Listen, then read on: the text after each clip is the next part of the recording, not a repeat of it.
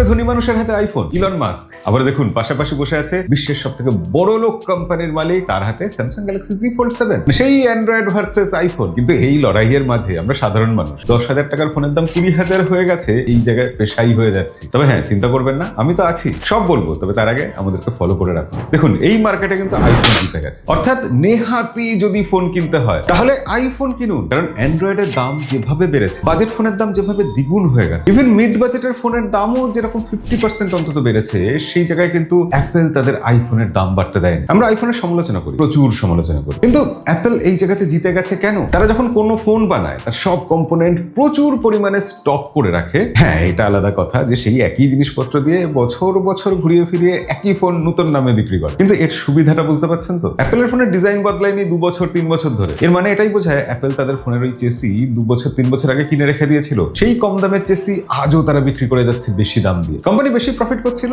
এখন কম প্রফিট করছে, কিন্তু আমাদের পকেট কাটছে না। নিজের ব্র্যান্ড ভ্যালু বাড়িয়ে ফেলছে এই সুযোগে। মোদ্দা কথা, এখন ফোনের দাম যেরকম বেড়েছে, আগামী দিনে আরো যেরকম বাড়বে, তাতে কোনোভাবেই ফোন কিনবেন না। আর নেহাতি যদি ফোন কিনতেই হয়, নেহাতি বাধ্য হয়ে পড়ে, তাহলে যেহেতু আপনি টেকসাই গাইকে ফলো করেন, তাই হ্যাঁ, কিনলে আইফোনই কিনুন। এখন স্বপ্ন পূরণ করুন, শখ পূরণ করুন। টাকা ওড়াবার একটা ন্যায্য কারণ তো অ্যাটলিস্ট থাকবে। আর যাওয়ার আগে এই ভিডিওটা আপনার আইফোন প্রেমী বন্ধুদের সাথে শেয়ার করতে ভুলবেন না কিন্তু।